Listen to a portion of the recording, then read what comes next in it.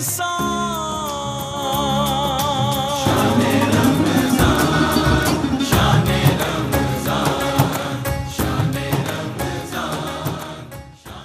ناظرین، آپ کا خیر مقدم ہے آپ کا پسندیدہ سیگمنٹ آپ کے مسائل کا حل، جس میں استاذ العلماء حضرت علامہ مفتی محمد اکمل مدنی صاحب تشریف فرما ہوتے ہیں، آج موجود ہیں۔ آپ اپنے اپنے سوالات کے ساتھ شامل ہو سکتے ہیں اس سیگمنٹ میں۔ السلام علیکم ورحمۃ اللہ وبرکاتہ۔ وعلیکم السلام۔ آپ کو مس کیا ہم نے گزشتہ سیگمنٹ میں، اور تشریف فرمایا، آپ سے حوصلہ ملتا ہے ہمارے کالرز کو بھی۔ اچھا قبلہ مفتی صاحب، یہ فرمائیے گا کہ حالت احرام میں انہیلر کا استعمال، چونکہ اس میں اسمیل بھی ہوتی ہے تھوڑی بہت، اور وہ سانس لینے میں جن کو تکلیف ہوتی، کیا استعمال کیا جا سکتا ہے؟ فرمائیے گا۔ حالت احرام میں اس میں ایسی اسمیل نہیں ہوتی جس کو آپ خوشبو سے تعبیر کر سکیں، بہت زیادہ کوئی اسمیل خوشبو والی ہو تو اس کو حالت احرام میں یوز کیا جا سکتا ہے۔ حالت روزہ میں نہ کریں، کیونکہ وہ لکوڈ دوا ہوتی ہے، وہ اندر جائے گی تو روزہ فاسد ہو جائے گا۔ ٹھیک، ہمارے ساتھ کالر ہیں۔ السلام علیکم۔ وعلیکم السلام۔ جی فرمائیے۔ کراچی سے بات کر رہی ہوں۔ جی فرمائیے۔ میرا سوال یہ ہے کہ مجھے کسی نے باہر سے اپنی زکوٰۃ بھیجی ہے اور مجھے اس کا مکلف بنایا ہے۔ اب میں تھوڑی تھوڑی کر کے وہ دے رہی ہوں، لیکن میں کسی کے لیے کچھ دنوں تک وہ امانتاً سنبھال کے رکھ سکتی ہوں؟ جی۔ اور دوسرا سوال میرا یہ ہے کہ میں بذات خود جو ہے اس وقت زکوٰۃ کے قابل نہیں ہوں، لیکن میرے پاس ٹوٹل سب چیز ملا کے 6 لاکھ روپے تک کا کچھ بن رہا ہے، تو اس پہ چاندی کی زکوٰۃ کتنی بنے گی وہ بتا دیجیے گا مجھے، اور میں کیسے دوں گی وہ بھی بتا دیں۔ کیا میں اس کو عید کے بعد دے سکتی ہوں؟ کیونکہ عید کے بعد مجھے آسرا۔ جی بہت شکریہ آپ کا، آپ کے سوالات کو شامل کرتے ہیں۔ جی قبلہ مفتی صاحب، کچھ آفر بھی تھے وہ لے لیتے ہیں۔ کسی نے کہا کہ 90 لاکھ روپے وراثت کے ہیں اور 3 بیٹے اور 3 بیٹیاں ہیں، اس کو کیسے تقسیم کریں گے؟ دیکھیں، للذکر مثل حظ الانثیین، قرآن نے فرمایا کہ ایک لڑکے کو 2 لڑکیوں کے برابر حصہ ہے، تو 3 کو 6 کر دیں، 6 لڑکے ہو گئے، سمجھ لیں 3 لڑکیاں، یوں کرتے ہیں تو 9 حصے کریں گے، 2 حصے لڑکوں کو اور 1 حصہ لڑکی کو، تو 90 کو گویا کہ آپ 6 سے ڈیوائڈ کر لیں، اس میں سے 2 حصے لڑکوں کو، 1 حصہ لڑکی کو دیتے جائیں تو تقسیم ہو جائے گا۔ ایک نے پوچھا تھا کہ بعض اوقات بہت کم ٹائم رہ جاتا ہے سحری میں، تو ہم آخر میں پیسٹ کرتے ہیں اور اس کے بعد پھر وہ ذائقہ منہ میں رہ جاتا ہے اور روزہ بند ہو جاتا ہے، تو اس کا کیا حکم ہے؟ دیکھیں، ایک ہوتی ہے اصل شے، ایک ہوتا ہے اس کا ذائقہ یا خوشبو۔ ذائقہ اور خوشبو وصف کہلاتا ہے، اور جو اصل شے ہوتی ہے وہ ہے ذات۔ ذات اندر جائے گی تو روزہ فاسد ہوگا، وصف باقی رہے گا تو فرق نہیں پڑے گا، تو خوشبو وغیرہ آنے سے کوئی فرق نہیں رہتا۔ ایک بہن نے پوچھا تھا کہ مدرسے میں ہم جو یہ پیسے وغیرہ دیتے ہیں تو اس میں کون سی اچھی نیت کریں کہ ثواب زیادہ سے زیادہ ہو؟ دیکھیں، اس میں 4 چیزیں ہوتی ہیں۔ آپ کی اچھی نیت کہ چلیں طلبہ پڑھیں گے، آسانی ملے گی، دین کو تقویت ترقی ہوگی، یہ بھی ہو، اور استعمال کرنے والے بھی اچھے ہوں، تو یہ زبردست چیز ہے۔ بعض اوقات نیت اچھی ہوتی ہے، وہ لوگ ٹھیک نہیں ہوتے، بعض اوقات وہ لوگ ٹھیک ہوتے ہیں، نیت سے ہی نہیں ہوتی، بعض اوقات دونوں ہی بیڑا غرق ہوتا ہے۔ تو اس لیے کوشش کریں کہ اچھی نیتیں جیسے عرض کی اور اچھے لوگوں کو دیں، کہ بعض اوقات آپ کی نیت میں بھی اگر کمی اور فرق ہوگا، ان کا اچھا عمل، ان کی سوچ، ان کے فکر اور علم کی گہرائی اس تمام کمی کو پوری کرے گی اور بڑا ثواب جاریہ ہوگا۔ جو صاحب اجازت دیں تو کالر کو لے لیں۔ السلام علیکم۔ وعلیکم السلام رحمۃ اللہ وبرکاتہ۔ جی فرمائیے۔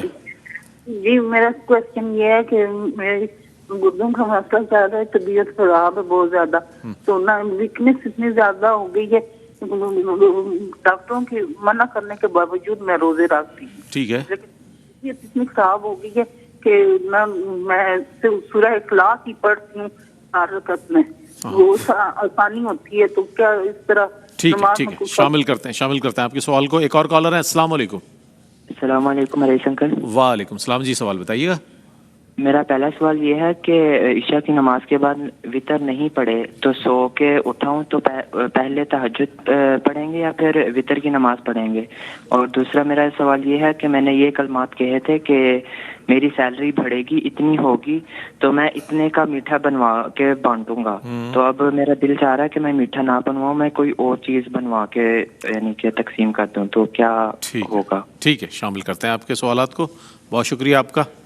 جی وہ صاحب۔ جی، یہ بہن نے پوچھا تھا کہ زکوٰۃ کوئی مجھے وکیل بنائے، مکلف نہیں کہتا، وکیل بنانا کہتے ہیں، تو کیا میں تھوڑی تھوڑی دے سکتی ہوں؟ دیکھیں، اس کا انتظار نہ کریں، اگر آپ کو اچانک موت آ جاتی ہے تو وہ پھر امانت پتہ بھی نہیں چلے گی کہ کس کی ہے، اور آپ کے وارث اس کو لے لیں گے اور وہ وراثت بن جائے گی، اور آپ آخرت میں پھنس جائیں گی۔ بالکل کوئی ایک شخص کو منتخب نہ کریں، زیادہ لوگوں کو کر کے جتنی جلدی ممکن ہو سکے زکوٰۃ کو نکالیے۔ اور اس میں ضرور دوسری چیز جو میں نے پہلے بھی عرض کی تھی کہ ضروری ہے کہ آپ کو زکوٰۃ کے تمام مسائل آتے ہوں. اگر آپ نے غلط زکوٰۃ ادا کی تو نیکی نہیں ملے گی بلکہ آپ پہ وبال آخرت ہے، ان کی زکوٰۃ ادا نہیں ہوگی اور آپ غلط معاملات کر کے خود آخرت میں پھنسیں گی. اس لیے پہلے اپنے آپ سے آئینے میں کھڑے ہو کے کویشچن کریں کہ کیا زکوٰۃ کے وکیل بننے کے اور زکوٰۃ کی درست ادائیگی اور اس میں نیت کے مسائل آپ کو آتے ہیں کہ نہیں. آئیں تو ذمہ داری لیں، ورنہ صاف منع کر دیں، کسی اور کے ذریعے کروائیں. اچھا حسین، انہیں کا سوال کا دوسرا حصہ یہ تھا کہ ان کے پاس 6 لاکھ روپے ہیں. جی میں لکھا ہوا ہے. انہوں نے پوچھا کہ 6 لاکھ کا کوئی ہے تو کیا اس پہ ہوگی. ابھی 6 لاکھ کا مال کون کون سا ہے، ذرا اگر یہ بتاتے ہیں زیادہ بیسٹ تھا. اگر فرض کریں تھوڑا سونا ہے، چاندی ہے، روپیہ ہے، مال تجارت، ان 4 میں سے ہے تو پھر تو ضروری ہے کہ آپ اس کی جتنے بھی مال ہے اس کی کرنٹ ویلیو لگوا لیں. اور یہ یقیناً 6 لاکھ بتا رہے ہیں تو 4.5 یہ 52.5 تولہ چاندی سے زیادہ ہی بن رہی ہے، تو اس پہ زکوٰۃ ہوگی. ٹھیک ہے نا. 4 قسم کے مال دیکھیے گا، سونا، چاندی، روپیہ اور مال تجارت. روپے میں کیش بھی آ جائے گا اور اس کے علاوہ پرائز بانڈ، سیونگ سرٹیفکیٹس آئیں گے. کرپٹو کرنسی اگر لی ہوئی ہے تو وہ بھی اس کے اندر آئے گی. پرائز بانڈ سب یہ کیش کے اندر آتا ہے. اسی طرح آپ نے اگر BC بھری ہوئی ہے، ابھی آپ کی نکلی نہیں تو وہ بھی اس میں کیش میں شامل ہوگا. وہ بھی کیش میں آتی ہے. اور یہ بچے نے پوچھا، بہن نے فرمایا کہ گردوں میں کمزوری، ان کا ڈائلیسس وغیرہ چل رہا ہے، پوچھتی رہتی ہیں، ریگولر کالر ہیں. ان کو اگر ڈاکٹر منع کر رہے ہیں تو آپ روزہ نہ رکھیں. اللہ نہ کرے ایسا نہ ہو کہ بہت بڑا کوئی مسئلہ ہو جائے. اور یہ پوچھ رہی ہیں کہ کمزوری بہت ہے تو کیا میں صرف سورہ اخلاص صورتوں میں پڑھ سکتی ہوں رکعتوں کے اندر؟ بالکل آپ پڑھ سکتی ہیں. سب میں الحمد کے بعد سورہ اخلاص پڑھ لیں، کوئی مسئلہ نہیں ہے، لیکن روزے رکھنے میں ذرا احتیاط کر لیں. یہ بچے نے پوچھا ہے کہ عشاء پڑھ کر سو گئے، جب وطر تہجد میں اٹھیں گے یعنی سحری میں اٹھیں گے تو تہجد پہلے یا وطر؟ ترتیب کچھ بھی کر سکتے ہیں آپ، بدل سکتے ہیں. پہلے بہتر ہے کہ آپ تہجد پڑھ لیں، اس کے بعد وطر پڑھ لیں، یہ زیادہ بیسٹ ہے. اور یہ بچے نے کہا کہ میں نے یہ کلمات کہہ دیے تھے کہ اگر میری اتنی سیلری ہوئی تو میں اللہ کے لیے میٹھا بنا کر کروں گا. تو یہ میٹھے کی تخصیص ضروری نہیں ہے، کھانا کھلانا ہوگا، وہ کسی بھی شکل میں آپ کھلا سکتے ہیں. ٹھیک ہے. 2 کالرز ہیں ہمارے ساتھ. السلام علیکم. السلام علیکم. وعلیکم السلام. جی سوال بتائیے. جی اگر نماز پڑھتے ہوئے سجدے سے 2 فٹ کے آگے کچھ جوتا وغیرہ یا جوتی وغیرہ پڑی ہو تو کیا نماز ہو جاتی ہے؟ ٹھیک ہے، شامل کرتے ہیں آپ کے سوال کو. ایک اور کالر ہے. السلام علیکم. السلام علیکم. جی جناب سوال بتائیے گا. سر سوال میرا یہ ہے آپ سے کہ کیا کہتے ہیں، 2 سوال ہیں میرے. جی جی.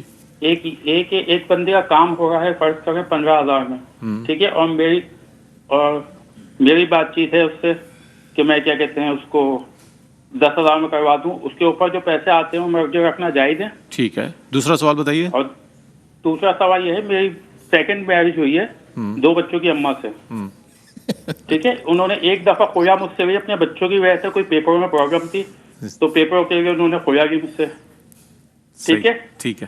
اس کے بعد 1 ہفتے بعد انہوں نے مجھ سے رجوع کر لیا. اچھا. ٹھیک ہے. اس کے بعد 1 سال بعد انہوں نے دوبارہ مجھ سے جو ہے کیا کہتے ہیں کھویا لی کسی کے کہنے پہ آ کے، مگر پھر 1 ہفتے بعد رجوع کر لیا. اچھا اچھا. تو اب وہ میرے نکاح میں ہے یا نہیں ہے؟ ٹھیک ہے جناب، شامل کرتے ہیں. مزید کالر نہیں ہے ہمارے ساتھ. جی مفتی صاحب کیا کہیے؟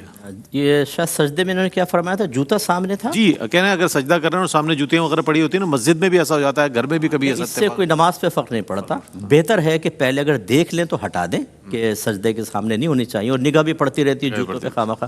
لیکن فرض کر لیں اگر جان بوجھ کر بھی چھوڑ دیں یا نادانستہ طور پہ سامنے ہے تو نماز میں کوئی کراہت نہیں ہے.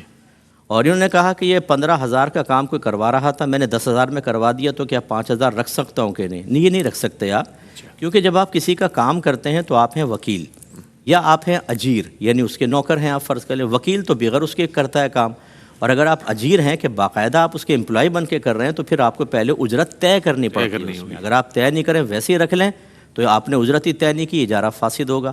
ہاں یہ ضرور ہے کہ جب اجرت طے نہ کریں اور آپ باقاعدہ کام کر رہے ہیں اور سامنے والے کو پتہ ہے کہ مجھے اجرت دینی ہے تو اجرت مثل لازم آتی ہے. اجرت مثل کا مطلب کہ اتنا کام کرنے کا جو عام طور پہ مزدور لیتے ہیں وہ آپ کو وہ دے گا، لیکن اس میں سے کمیشن آپ بالکل نہیں رکھ سکتے، اس میں آپ کو واپس کرنا ہی ہوگا.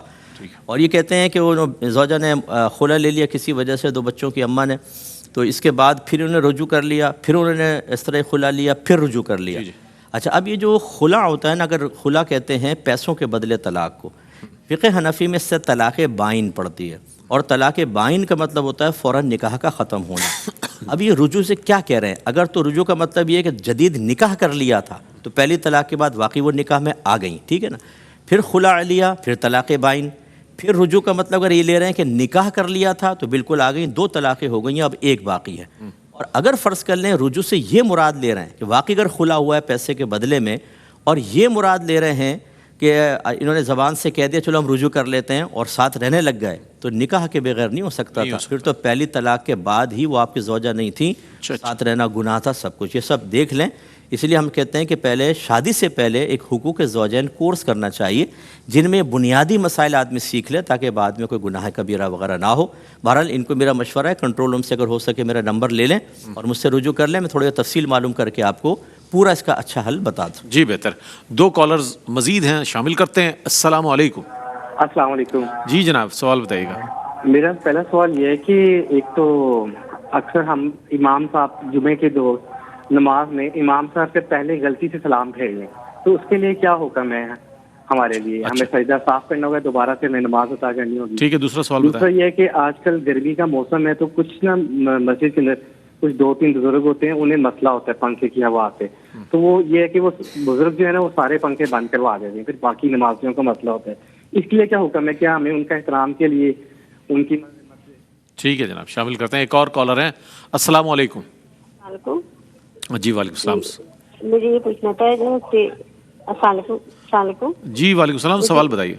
مجھے یہ پوچھنا تھا کہ ٹی وی کی آواز بند اس سے دعا قنوت پڑھنے ہوتے ہیں، تو اس کے لیے یہ کیا ہمیں دعا قنوت یاد نہیں؟ اچھا ایسے کریں، آپ ذرا سوال دوبارہ کر لیں، ٹیلی ویژن سیٹ کی آواز بند کر دیں، بڑی مہربانی۔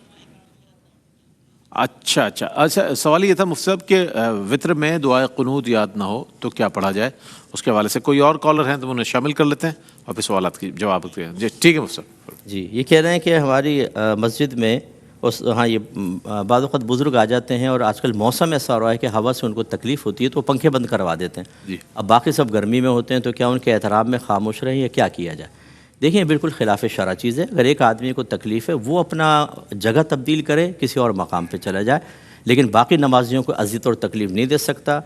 بزرگ کا احترام اپنے مقام پر، لیکن مسجد کے اندر تمام نمازیوں حتیٰ کہ اگر کوئی بالغ بچہ بھی ہے نا تو اس کا ایک مکمل حق ہے، بڑا آدمی اس کا حق سلب نہیں کر سکتا، لہٰذا میں ایسے بزرگوں سے گزارش کرتا ہوں پوری مسجد کو عذاب میں مبتلا نہ کریں، کیونکہ اتنی گرمی ہوتی ہے، حفظ ہوتا ہے اور اس میں پھر کھا کے بھی آیا ہوتا ہے آدمی، اور پھر وہ 20 رکعت تراویح سم سے تو ہیٹ ایسی نکلتی ہے، اور اس کے اندر پھر یہ کمال تو یہ مناسب نہیں ہوگا، اس میں بزرگ گناہ گار بھی ہو سکتے ہیں۔